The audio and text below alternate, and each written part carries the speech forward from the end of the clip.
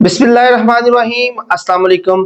My self Khizar Ahmed Usama MK preparation के platform से आपसे मुखातिब हूँ। स्टूडेंट, आज के सेशन में हम रेडियो एक्टिविटी का जो हमारा रिमेनिंग पार्ट है उसको डिस्कस करेंगे। स्टार्ट करेंगे हम रेडियो आइसोटॉप से। आइसोटॉप्स का वर्ड आपने केमिस्ट्री के अंदर तो बहुत सुना होगा। इसमें जो केमिकल एलिमेंट्स, इस तरह के केमिकल एलिमेंट्स जिनका जो नंबर ऑफ प्रोटॉन्स जो है वो सेम हो, इनका एटॉमिक नंबर उनका सेम हो, बट उनका जो मास नंबर है, नंबर ऑफ न्यूट्रॉन जो मास नंबर है वो डिफरेंट हो, हम उनको आइसोटॉप्स कहते हैं। एटॉमिक नंबर उनका सेम होता है बट मास नंबर डिफरेंट होता है, उसको हम आइसोटॉप्स कहते हैं। But in radioactivity the isotope that are stable and emit radiations are called radioactive isotopes। यानी कि वो आइसोटॉप्स जो अनस्टेबल हो और रेडियो एक्टिव रेडिएशंस जो है वो अमिट कर रहे हैं, उनको हम रेडियो एक्टिव आइसोटॉप्स कहते हैं। कुछ जो है रेडियो एक्टिव आइसोटॉप्स जो वो नेचुरली अकर करते हैं, और कुछ ऐसे जिनको जो एटॉमिक लैब्स हैं उनके अंदर बनाया जाता है बाय बम्बार्डमेंट ऑफ सब एटॉमिक पार्टिकल। यानी किसी एलिमेंट के ऊपर आप सब एटॉमिक पार्टिकल जैसे कि न्यूट्रॉन है उसकी बम्बार्डमेंट करके उसके आइसोटॉप्स बनाते हैं। अब इन आइसोटॉप्स के जो लाइफ टाइम्स हैं, जो हाफ लाइफ है, वो बड़ी शॉर्ट भी होती है और बड़े लंबी भी होती है। यानी कुछ ऐसे होते हैं जिनकी जो हाफ लाइफ है वो फ्रैक्शन ऑफ माइक्रो सेकंड होती है, और कुछ जो है वो बिलियंस ऑफ ईयर्स तक जो है वो डिके नहीं होते। यहाँ पर आप देख सकते हैं हमारे पास एक एग्जांपल है कार्बन के आइसोटॉप्स की। कार्बन 12, 13, 14, 11। कार्बन के काफी सारे आइसोटॉप्स हैं, कार्बन 8 से लेके ऑलमोस्ट कार्बन 16 तक। इनमें से जो सबसे ज्यादा स्टेबल आइसोटॉप्स है दैट इज अ कार्बन 11।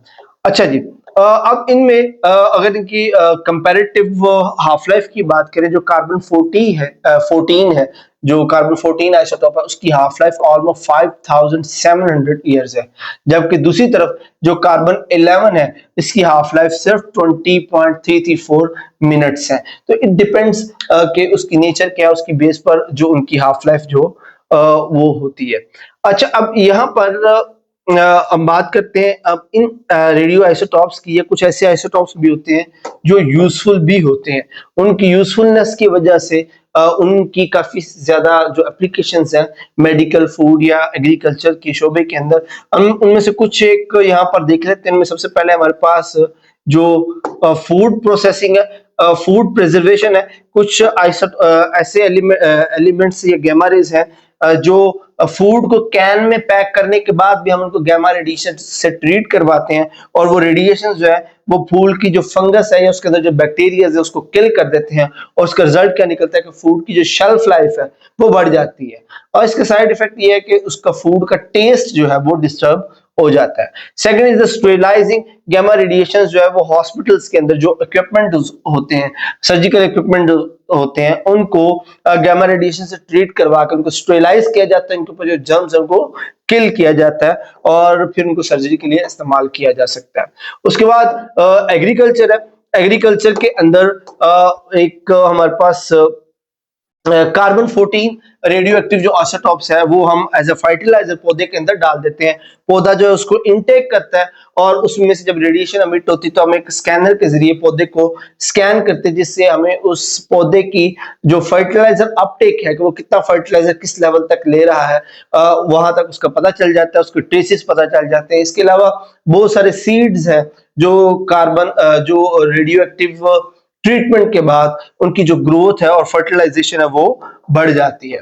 इसी तरह उसके बाद हमारे पास कुछ मेडिसिन में इसका भी यूज है, जो कुछ इस तरह के आइसोटॉप्स हैं जो डायग्नोस्टिक और ट्रीटमेंट के लिए इस्तेमाल होते हैं। जैसे डायग्नोस्टिक के लिए हमारे पास कुछ ऐसे आइसोटॉप्स हैं जो इनहेल करवा दिए जाते हैं, या ऑरली जो है वो पेशेंट को इस तरह से उनकी डोज, एक सूटेबल डोज जो उनको दे दी जाती है जिसको वो ऑरली टेक इन करते हैं, और जब वो बॉडी के अंदर जाती हैं तो उनसे रेडिएशन एमिट होती है, जिसको डिटेक्ट करने के बाद जो functionality of the different organs है वो देखी जा सकती है। अब इनको बड़ा तरीके से सिलेक्ट किया जाता है इस तरह के आइसोटॉप्स जो इंसानी जिंदगी के लिए खतरनाक नहीं होते। उनकी डोज इतनी सी होती है कि वो आसानी से इंसानी जिस्म से बाहर आ जाते हैं, और उनकी हाफ लाइफ भी इतनी कम होती है कि वो आफ्टर द डायग्नोस्टिक वो डिके आउट होकर बॉडी में से निकल जाते हैं। इस तरह जो रेडिएशन थेरेपी है वो भी इस्तेमाल की जाती है कैंसर जैसी ट्रीटमेंट, या उनकी जो हाई एनर्जी होती है वो टिश्यूज जो इन्फेक्टिशियस टिश्यूज है उनको किल करने के लिए। इस तरह रेडिएशन थेरेपी जो है वो डिफरेंट जो डिजीजेज हैं उनको किल करने के लिए इस्तेमाल की जाती है। यहाँ पे एक एग्जांपल दी गई है टेक्नीटियम 99, ये एक आइसोटोप है जो डायग्नोस्टिक के लिए इस्तेमाल किया जाता है। ये परफेक्ट है, उसकी वजह ये कि इसकी जो हाफ लाइफ वो सिर्फ 6 घंटे है। तो मतलब ये कि अगर किसी पेशेंट को आप ये ऑरली टेक इन करवा देते हैं तो आफ्टर द डायग्नोस्टिक 6 घंटे में डायग्नोस करने के बाद ये डिके होता होता जिस्म में से खारिज हो जाता है, और इसमें लो एनर्जी गैमा रेज जो वो एमिट होती हैं जो इंसान के लिए हार्मफुल तो नहीं होती बट डिटेक्टर से डिटेक्ट हो जाती हैं, जिसकी वजह से जो ह्यूमन बॉडी का इंटरनल ऑर्गन स्ट्रक्चर है वो देखा जा सकता है, और उसमें कोई डिफेक्ट्स है तो वो भी जो है वो देखा जा सकता है। उसके बाद रेडियो एक्टिव डेटिंग है। तो रेडियो एक्टिव डेटिंग एक ऐसा प्रोसीजर है जिसके जरिए आर्कियोलॉजिस्ट और जियोलॉजिस्ट जो है उसको इस्तेमाल करते हैं जो एज ऑफ एंशिएंट ऑब्जेक्ट्स, जो जमीन से आर्टिफैक्ट्स या फॉसिल्स जो है वो डिस्कवर होते हैं, उनकी जो एज है उसको पता लगाने के लिए। उसमें होता क्या है कि जो लिविंग ऑर्गेनिज्म है जब तक जिंदा रहते हैं वो किसी ना किसी तरह से कार्बन 14 जो है वो इनटेक करते रहते हैं, लेकिन जब वो मर जाते हैं उसके बाद ऑब्वियसली कार्बन इनटेक बंद हो जाता है। अब कार्बन 14 की जो हाफ लाइफ है दैट इज 5730 ईयर्स।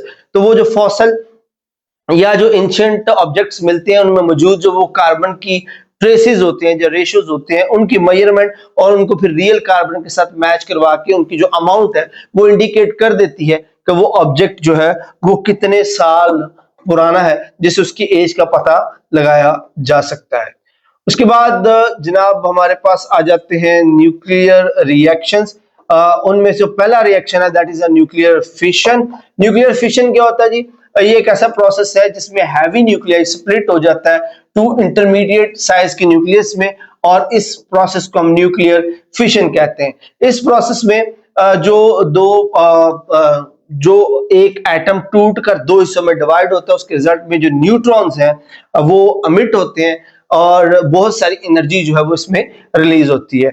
ये जो रिएक्शन है 17 दिसंबर 1938 में ऑटो हान और उनके जो असिस्टेंट थे फ्रिट्ज स्ट्रासमैन, उन्होंने इसको एक्सप्लेन किया था, और थ्योरेटिकली ये जनवरी 1939 में लीज मैथेनियर और उसके जो नेफ्यू है ऑटो रॉबर्ट फ्रिस्क, उन्होंने इसको थ्योरेटिकली एक्सप्लेन किया था। उन्होंने क्या किया था कि एक यूरेनियम न्यूक्लियस था उसको उसके ऊपर जो है लो एनर्जी जो न्यूट्रॉन है या थर्मल जो न्यूट्रॉन है वो उसके ऊपर बम्बार्ड किया, जिसके नतीजे में वो दो फ्रेगमेंट्स में टूट गया इंटरमीडिएट साइज में, और साथ में जो एनर्जी है वो रिलीज हुई थी।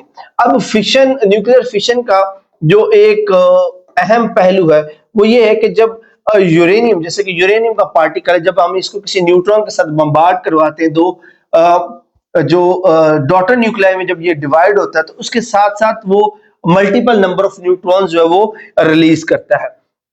अब अगर इनको कंट्रोल ना किया जाए तो ये न्यूट्रॉन्स जो है फर्दर जाके मजीद एटम्स को तोड़ते हैं और एनर्जी रिलीज करवाते हैं। फॉर एग्जांपल जैसे यूरेनियम 235 है, जब हम इसको स्प्लिट करेंगे तो साथ में दो न्यूट्रॉन्स निकलते हैं, ये दोनों न्यूट्रॉन फर्दर जाके दो और यूरेनियम 235 को तोड़ते हैं और मजीद 4 न्यूट्रॉन्स निकलाते हैं। ये 4 मजीद 16 न्यूट्रॉन्स को अमिट करवाते हैं, और इस तरह के रिएक्शन को हम चेन रिएक्शन बोलते हैं। और जो एटॉमिक बॉम्ब एक्सप्लोजन होता है उसमें इसी तरह का एक अनकंट्रोल्ड चेन रिएक्शन होता है, जिसके नतीजे में एक ह्यूज अमाउंट ऑफ एनर्जी जो वो रिलीज होती है, जो कि काफी डेविस्टेटिंग होती है। But on the other hand जो हमारे पास न्यूक्लियर रिएक्टर्स होते हैं उनके अंदर इस रिएक्शन को कंट्रोल किया जाता है। जो ये एक्स्ट्रा न्यूट्रॉन्स होते हैं उनको बैरियर्स लगा के कंट्रोल किया जाता है, एब्जॉर्ब करवाया जाता है, और इस रिएक्शन को कंट्रोल करके एक कंट्रोल अमाउंट में एनर्जी को रिलीज करवाकर उसको यूजफुल वर्क में कन्वर्ट किया जाता है। उसके बाद आ जाता है जी हमारे पास nuclear fusion reaction. Nuclear fusion reaction क्या होता है? इसके अंदर क्या होता है, दो लाइटर न्यूक्लियस कंबाइन होते हैं एक हैवी न्यूक्लियस बनाने के लिए। फिशन के अंदर हमने देखा था कि न्यूक्लियस स्प्लिट हो जाता है, टूट जाता है छोटे फ्रेगमेंट्स में, जब यहाँ पे जो दो लाइटर न्यूक्लियाई वो मिलकर फ्यूज होकर एक बड़ा न्यूक्लियस बनाते हैं। इस तरह के रिएक्शन अमूमन जो है वो स्टार्स के अंदर होते हैं, क्योंकि जिसके अंदर काफी सारी एनर्जी जो है वो रिक्वायर्ड होती है। एक एग्जांपल यहाँ पर गिवन है, जैसे प्रोटॉन टू प्रोटॉन मिलते हैं तो इसकी मिलने की सूरत में जो वो हीलियम 1-2 वो प्रोड्यूस होता है, वो मजीद एक प्रोटॉन को इनहेल करके हीलियम 2-3 बनाता है, और हीलियम 2-3 दूसरे हीलियम 2-3 के साथ मिलकर एक स्टेबल हीलियम 2-4 जो है वो बनाता है। इसको हम एक न्यूक्लियर फिशन चेन भी कहते हैं कि जो प्रोडक्ट्स हैं वो फर्दर जो न्यूट्रॉन प्रोटॉन्स के साथ मिलकर नई नई प्रोडक्ट बनाते हैं, टिल देन वो किसी स्टेबल जो पार्टिकल है उस तक नहीं पहुंच जाते। अच्छा, उसके बाद हमारे पास आ जाती है जी बैकग्राउंड रेडिएशन। हमारे इर्द गिर्द हमारा जो एटमॉस्फेयर है ये बहुत सारी जो रेडिएशंस है उनको अमिट करवा रहा है, जो हमारी सराउंडिंग में काफी सारे जो सोर्सेज है उनसे आ रही है। इस रेडिएशन को हम बैकग्राउंड रेडिएशंस कहते हैं। जब से टाइम स्टार्ट हुआ तब से जो डिफरेंट क्रिएचर्स हैं, डिफरेंट जो एलिमेंट्स हैं एनवायरनमेंट के, वो सारे के सारे रेडिएशंस को अमिट करवाते हैं। उनकी तीन टाइप्स हैं। First one is the cosmic radiation. Cosmic radiations वो रेडिएशंस होती हैं जो जमीन के ऊपर जितने लिविंग थिंग्स हैं उन पर पड़ रही होती हैं, ऑब्जॉर्ब हो रही होती हैं, जो स्पेस से आती हैं आउटसाइड द अर्थ एनवायरनमेंट। जो सेलेस्टियल ऑब्जेक्ट्स हैं वो रेडिएशंस को अमिट करते हैं, वो रेडिएशंस जो वो जमीन तक आती है उनको हम कॉस्मिक रेडिएशंस कहते हैं। उनमें से ज्यादातर जो है वो डायफ्रैक्ट हो जाती है जमीन के एनवायरनमेंट से due to the magnetic field of the earth, but उनमें से कुछ ऐसी हैं जो जमीन तक पहुंचने में कामयाब होती हैं, जिनको हम कॉस्मिक रेडिएशन कहते हैं। उसके बाद आ जाती है टेरेस्ट्रियल रेडिएशन। टेरेस्ट्रियल रेडिएशंस क्या होती है? Radio active materials is also found through out the nature, कि पूरी नेचर के अंदर, जमीन में, पानी में, पौधों के अंदर जो है वो रेडियो एक्टिव एलिमेंट्स भी पाए जाते हैं। तो ये एनवायरनमेंट में ये जो चीजें मौजूद है लिविंग थिंग्स, इनमें से जो लो लेवल यूरेनियम या थोरियम या इस तरह के डिके की वजह से जो रेडिएशंस निकलती हैं उनको हम टेरेस्ट्रियल सोर्सेज कहते हैं, और इनसे निकलने वाले रेडिएशन जो है वो टेरेस्ट्रियल रेडिएशंस कहलाती हैं। लास्ट है जी इंटरनल रेडिएशंस। जितने भी इंसान, उन सब के अंदर हमारी डाइट के अंदर या हमारे जिस्म के अंदर बचपन से पोटेशियम 40, कार्बन 14, लेड 210 जैसे जो एलिमेंट्स मौजूद है जो रेडिएशंस को अमिट करते रहते हैं। तो अगर हम किसी जगह पर एक सेंसिटिव जो डिटेक्टर रख दें तो वो इन तीन टाइप की बैकग्राउंड रेडिएशंस को डिटेक्ट करता है जो हमारे एनवायरनमेंट में, हमारे इर्द गिर्द मौजूद होती हैं। अच्छा, जब हैजर्ड्स की बात करें तो रेडिएशन जो है वो कोई सेफ चीज नहीं है, ये बहुत हार्मफुल हो सकती है। जब रेडिएशंस किसी लिविंग ऑर्गेनिज्म पर पड़ती हैं तो वो उसके मॉलिक्यूल के स्ट्रक्चर को ऑल्टर कर सकती हैं, और मॉलिक्यूल का स्ट्रक्चर ऑल्टर होने की वजह से कैंसर जैसे सीरियस प्रॉब्लम से लेकर एक फैटल जो इसका रिएक्शन भी आ सकता है, यानी कि वो मॉलिक्यूल्स भी मर सकते हैं, और इन द केसेस जो ऑर्गेनिज्म है उसकी भी डेथ हो सकती है, क्योंकि जो रेडिएशंस है वो अनकंट्रोल्ड आयोनाइजेशन प्रोड्यूस कर देती हैं जो लिविंग ऑर्गेनिजम्स के लिए बिल्कुल भी सूटेबल नहीं होती।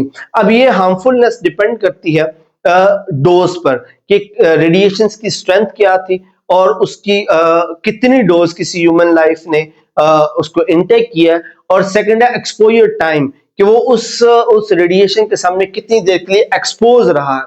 तो ये वो फैक्टर्स हैं जिनकी वजह से जो रेडिएशंस की डोज है वो ह्यूमंस या लिविंग ऑर्गेनिज्म पर डिफरेंट होती है, और उसकी वजह से डिफरेंट प्रॉब्लम्स, कैंसर जैसे प्रॉब्लम्स या आई साइट का प्रॉब्लम, हेयर फॉल जैसे प्रॉब्लम्स जो है वो हो सकते हैं। और in rare cases diarrhoea, weight loss, fever या eye sight weakness, bone density में कमी, बॉडी स्ट्रेंथ में कमी, ये वो सारे सिम्टम्स हैं जो रेडिएशन सिकनेस की अलामत हो सकते हैं, और इन सीवियर केसेस जो डेथ भी अकर हो जाती है। अब इनसे बच कैसे सकते हैं? अमूमन आपको ये रेडियो एक्टिविटी का साइन जहां पर नजर आए, try to avoid that place because this international sign actually indicating the presence of the radiation. तो इनसे अवॉइड करना चाहिए। अगर आप इस तरह की एरिया पर हैं तो जो प्रोटेक्टिव गियर्स हैं जैसे आईज के लिए या हेड के लिए या पूरी बॉडी के लिए जो प्रोटेक्टिव गियर्स होते हैं उनका इस्तेमाल करें, और अगर आपको इनमें से कोई भी सिम्टम्स नजर आती है तो फौरन जो अपने फिजिशियंस हैं उनसे रजू करें। So that's it for the session. Hopefully ये सेशन आपके लिए बहुत मुफीद रहा होगा। यहाँ पर हमारे पास ग्रेड 10 के जो लेक्चर्स हैं वो कंप्लीट हो जाते हैं। उम्मीद है कि ये सारे लेक्चर्स आपके लिए बड़े फायदेमंद रहे होंगे। अगर आपके माइंड में कोई क्वेश्चंस है तो आप उनको कमेंट सेक्शन में पूछ सकते हैं। हमारे पेड सेशंस को ज्वाइन करने के लिए डिस्क्रिप्शन में दिए गए जो नंबर्स हैं आप उन पर कांटेक्ट करके हमारे सेशंस को, हमारी टेस्ट सीरीज को ज्वाइन कर सकते हैं। नेक्स्ट सेशन तक के लिए इजाजत दीजिए। अपना बहुत सारा ख्याल रखिए। अल्लाह हाफिज।